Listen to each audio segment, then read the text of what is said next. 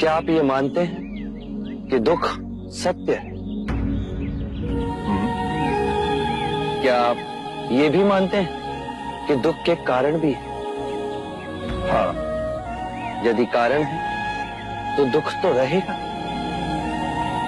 और यदि कारण ही समाप्त हो जाए तो दुख भी लुप्त हो जाएगा। जैसे सूर्य के प्रकाश से अंधेरा। आप सुनी सुनाई बातें नहीं कहते, अपने गहन अनुभव के आधार पर कहते हैं। आप धर्म और सिद्धांत की नहीं, देखी हुई बातें कहते हैं। आपने कहा कि मुक्ति का मार्ग है अपने विवेक को जगाना और गूढ़ ध्यान में लिप्त हो जाना, जिससे मनुष्य स्वयं को और इस संसार को भली भांति समझ सकता है। परंतु एक प्रश्न है, ये जो सारी विधियां हैं, रीतियां हैं, पूजा पाठ हैं, क्या ये सब व्यर्थ है?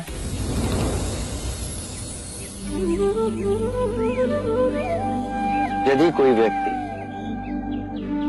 इस नदी के दूसरे किनारे पर जाना चाहे तो वो क्या करे?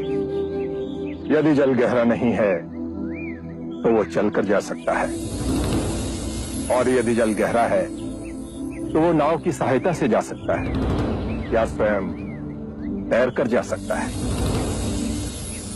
यदि वो चलना ना चाहे और ना ही तैरने को तैयार हो और ना ही नाव ले जाने को तैयार हो, और वो कहे कि मैं प्रार्थना करता हूं इस नदी का दूसरा किनारा स्वयं चलकर मेरे पास आ जाए, तब तो ऐसे व्यक्ति को मूर्ख कहेंगे, महामूर्ख। इसी प्रकार यदि व्यक्ति अज्ञान और भ्रांति को अपने विवेक से मिटाएगा नहीं तो परम आनंद और मुक्ति के दूसरे छोर पे कैसे पहुंच पाएगा?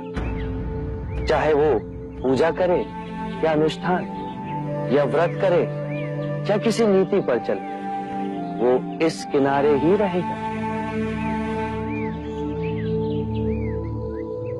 हमने सारे शास्त्रों को पढ़ा, उन पर व्याख्या की, परंतु जीवन के इतने जटिल सत्य को इतनी सरलता से किसी ने नहीं समझाया, किसी ने नहीं समझाया। आप इस भटकती मानवता को परम ज्ञान का मार्ग दिखाएंगे। आप करुणा के सागर हो। हे बुद्ध, आप हमें अपना अनुयायी स्वीकार करें। बुद्धं शरणं गच्छामि, धम्मं शरणं गच्छामि।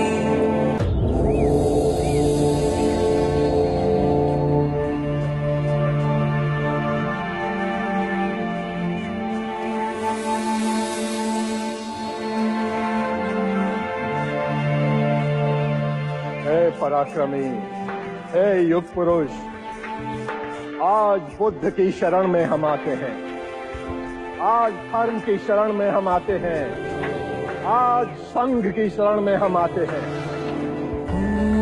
समय की गहरी नदी में इन दीन दुखियों और भटकती आत्माओं के आप ही नाविक हो।